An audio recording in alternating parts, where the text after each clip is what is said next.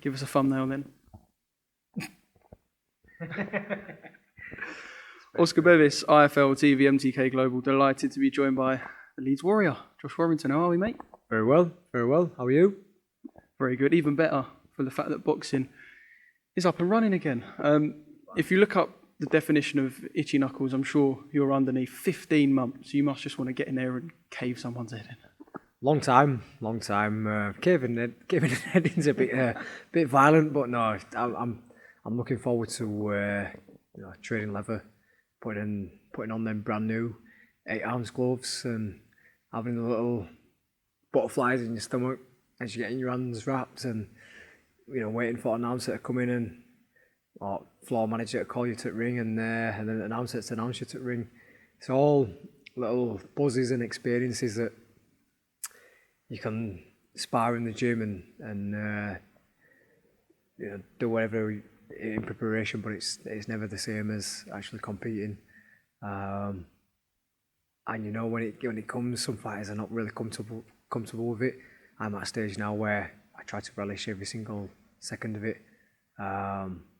This bubble's a brand new experience, but I'm enjoying it. And taking it all in because we're making history right now.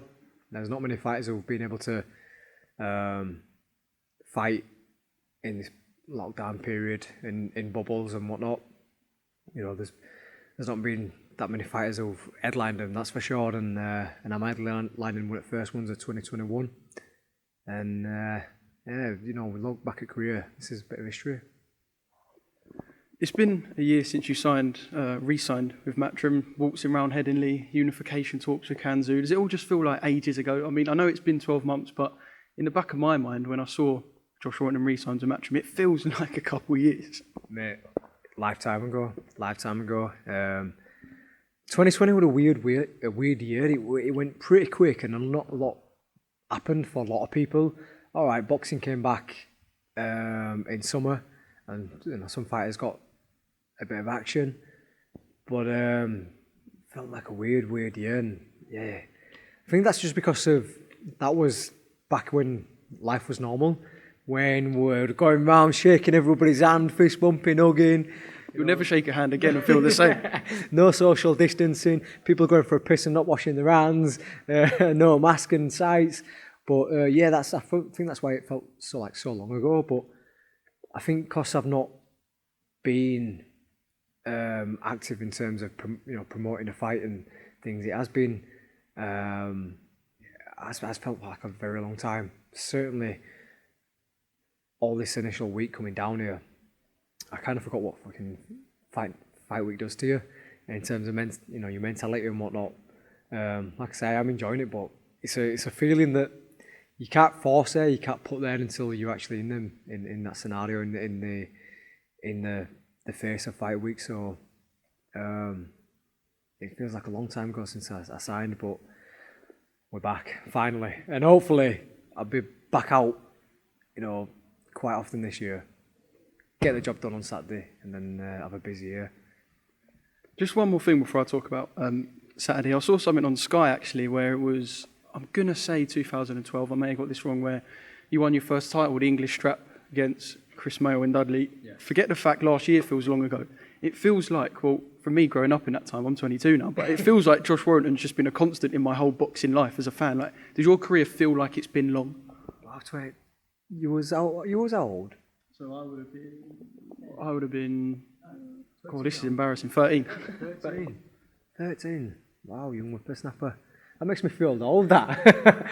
That makes me feel old. It's crazy, that. It's crazy to think that, but that does feel like a lifetime ago. I mean, that's only like blurry memory now with that, all that fight. And when I look back at the pictures of myself, wow, I look like a young boy in them ones. I'm not like I'm much older now, but I've got greys on my side and I've got odd wrinkled crow's feet on my eyes, but that's crazy to think that. But my career has taken different stages. So at the time, that was a massive stage, and then 2013, I remember going to watch Fortune Groves, the first one in Manchester, and thinking, wow, I would love to be part of something like this. If I did if I fought in a show like this, just once in my career, I'd be an happy man. A year later, I'm headlining my own arena in Leeds, 10 times there. I managed to get that Manchester one against Frampton, Ellen Road, and now the talks of, obviously after this one and when things get back to normal, going to the States and everything else. So it's been a long career, and I think if any young fighter wants to take a bit of a lesson is be patient. I turned pro at 18, nearly 19, and I've gone around it the long way, coming through the smaller shows, not rushing, English titles, British titles, Commonwealths, Europeans, and I've learned along the way. And as a fighter, looking back now, wow, I don't feel like that fighter won that English title. I mean, I look back at that and thinking, dog shit. not that I'm Floyd Mayweather now, but I know I've got a lot more to my game than I did back then. And that's only coming through experience, learning. And sometimes fighters in this day and age, they want to rush the craft. They want to be world champions overnight. They turn pro with videographers, photographers, nutritionists, massage therapists, 20 sponsors on the tracksuits, and they've more or less made it before they've even had one pro fight. Just don't rush it, just enjoy it, because we're a long time retired, and I think experience is the best teacher in this game. Well, look, we are in the pomp, should we say, the last couple of years and the couple of years to come of the Josh Warrington career. Beyond the belts is the hashtag. Sorry, I'm going to try and keep this a Barry free zone. So we're just going to go straight beyond the belts and talk about Mauricio Lara. Obviously, there is a plan in place, but it's all about Saturday first. It's weird because you could either look really shit against Lara and win, look really good against Lara and win, but at the end of the day, you're still going to land the fight. You just need to win. That's really what it comes down to, Oscar. Not that you want to look shit, by the way. I'm not saying that. I'm glad you point that out, because that is the main thing. I mean, everyone's talking about me coming back with a big performance, making myself look good. But I've been out 15 months, and spar all you want. There's going to be a little bit of ring rust in the first couple of rounds, because he's been active. He's been boxing behind closed doors, and it's been a while since I've been out. So, listen, I'm mentally very, very strong, focused. Sparring's been fantastic, training's been fantastic, but when they have little gloves on and you've got them little bit of flutters in the first couple of rounds, it's got to get, not going to say get used to, because I'm 30 fights deep over 11 years, but just a little reminder of what this is about. And it's always a little bit different when you're punching someone, connecting to their head and their skull with them little gloves on, because you feel everything. And when you're sparring, I spar in 16-ounce gloves, and I eat head guards. Head guards solid, all right, you can hit them on nose and stuff, but you've got that much padding on your gloves that, don't come through the gloves normally. But when you put them 8 ounces on, man, you can feel the whole facial structure through them gloves. So you've got to get used to all that stuff for a split second, and then just get ourselves into it. But the main thing is, like you say, is getting the W. Obviously, I want to fucking put a performance on. I'm hitting very, very hard at this moment in time. Like, talking about experience, I've grown and grown and grown, and I'm super strong at the minute. And I think that's shown in my sparring. It's about doing it on the night, and listen, I'm confident that the way that things will go, he won't see the final bell. I don't think he's done 12 rounds that well before, and obviously everyone knows I can hold an high pace for 12 rounds. I've done it many times. It is all about winning, and obviously I want to winning style, but I'm gonna make sure I don't look past. That is the main thing. Don't get carried away thinking about what could come after, because ultimately this guy's got no fucking pressure on his shoulders. He's got a massive opportunity. He's meant to lose anyway. If he wins, he's all like a superstar from wherever he comes from overnight. His life's changing. If he loses, he was meant to lose. And like I say, for me, the pressure is that, if you win, well, we're a bit shit that Josh, So yeah, I think me just staying focused, I'm going on a bit now, but me just staying focused and sticking to the game plan will produce the results I want. I was going to say, I've had to change arm a couple of times there. It's been a while since... I'm boring myself then. I'm asleep over there. Is it... Have you seen him in the flesh yet? Is he as big as he looked? Because I know that when he was filmed turning up yesterday, it looked like he was wearing about 8 puffer jackets. He looked like a blown up cruiser. Yes. Like, When I seen that, I think I let a little fart out when I seen that. It looks massive. I thought, Jesus, they've picked me a decent one. There's a Spanish fella ranked 5 in IBF rankings. Dog shit. I swear, I'll say that on camera now. It doesn't look great. I think he's fighting for the European title. I thought, why didn't they get me in? They get me this guy, like absolute giant Mexican's going to come for a hard night, knows how to fight. But then I seen him earlier on come out lift and he give me a little fist bump. Obviously, mutual respect. I don't know if nature against him. He's got an opportunity. And he had a few layers on, but he didn't look big. So, yeah, I think it's a cold. It comes from sunny Mexico and it's brass monkeys out there. It's probably snowing and all sorts, so probably not used to it. And I don't know, is it a weird fight week for you as well? Because you've been in fights recently where, perhaps minus the Cooch, which was obviously a mandatory, but Frampton, Selby, massive fights where people will focus on that. And now you've got people like us, I'm guilty of it, the media are guilty of it. We want to talk about Kanzu. Yeah. We want to talk about Kid Galahad, of course. So is it a different fight week narrative for you where people are perhaps asking you about things that you're trying to block out? No, because obviously it's your job, isn't it? It's your job and also it's my job to just keep on doing what I'm doing, and obviously you build into them bigger fights down the line and it's what brings excitement. I'm not going to fucking be a Conor McGregor or Mystic Mac on you and say this is what I'm going to do and this is what I'm going to do. But for me, I know how to keep professional led, answer the questions I need to do. No point am I getting to a stage where I'm starting to overlook, because that's dangerous, and I realise how dangerous that is. Listen, I've built this guy up to be a monster. I've built him up to be a monster. Ever since he was announced, we were training for a monster fight anyway with Kanju. And then obviously he pulled out with about 5 weeks to go, and we had to change. But at no point have I ever dropped off. Everything's stayed the same in intensity in the gym. The training schedule stayed the same. And I felt myself changing as well at home over the last few weeks. Kind of had the horse blinkers on. I felt myself getting a bit agitated easily, and that's because my fight head's going on. So I ain't taking this guy lightly whatsoever, and obviously it's a dangling carrot for myself.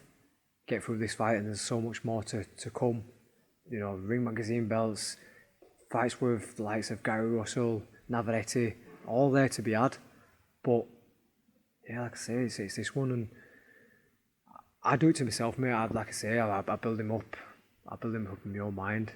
That's it. Obviously, we'd love to have the point where you're selling out the arena, perhaps Ellen Road, wherever, and this fight happens, you win, you knock him out, and we can push Kanzu in the ring, and he might be a bit intimidated, and you can go head to head, and he can try and stick the nut in. We ain't going to get that. But is it to the point where, like, I's are dotted and T's are crossed, or is there still developments to be had? Like, could there be a flip turn and you don't fight Kanzu? Which I suppose is the point of this Beyond the Belts thing, but is it done, the Kanzu fight? I do believe so. We had a good sit down with Eddie and obviously put your trust into your team, into your promotion team, into your management team. And, from what I made in, I don't look too much into it because obviously I've got this one to focus on, but I think they've got something to tell me, do the job on Saturday night. I feel like this one is kind of like the Tukuch one, like my last fight, because with my previous promoter, we were at a stage where the date got announced for the fight, and then everyone seen that it was Tukuch. When they thought it was going to be Shakur Stevenson, everyone was a little bit disappointed, but it was like, get through this one, the dream's still alive, they're constantly negotiating with it. This time round, I feel like, get through this one, and we're definitely going to be walking into a real big one, right? So, obviously there is that pressure, but it means that you've got to win that just that bit more. So, like you say, when you're looking past, you know that it won't happen if you fucking don't get your arm raised on the night. So, I like that pressure, and I think I thrive under that pressure. When I had pressure to fight Lee Selby, pressure to fight Carl Frampton, I was going to get my arse handed to me in them fights. Galahad was a little bit different because it was rivalry, but with the pressure, I had this kind of weird pressure when I boxed a Coach, and I produced a second round KO. So, not saying that's going to be the same there, but it brings the best out of me. Josh Warrington predicts second round knockout of Mauricio. Now, and obviously Josh Warrington behind closed doors as well. A lot will be made about the mad support you have, and looking at your style, it's easy to sit there and from afar and go, oh, Josh steams into people because he's got loads of people going losers in the background.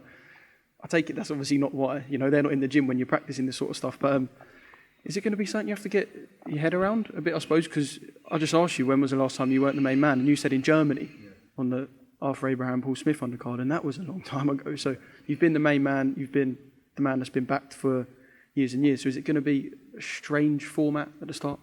Yeah, it's going to be a little bit different. I've learned over the years to switch on at a certain point. There used to be times when I first come onto the big stage where I'd arrive at the venue and I'd be not shitting myself, but just have the bit of the jittery nerves there, because you think, oh, it's here now, everyone's turned up, blah, blah, blah. And you just start working up. I've been in change rooms, like, not saying a word to anybody, stayed down, staring at my hands when it's getting wrapped, and just getting up every 2 minutes, shadowboxing. Now I don't spend as long, at the venue. I try to get there about an hour and a half before the fight. That's all I need. And I know how to switch on when I'm walking through corridors, come out, and then I'm about to walk to the ring, and I see people. That's when I switch on. Obviously, it's going to be different looking around, not having people singing my chant together. When I get in the ring, I'm not going to look down at ringside and have that emotion. When I see people's faces ringside and they're there with you, when they're looking up at you in their eyes and they're there with you, they want to win as bad as you.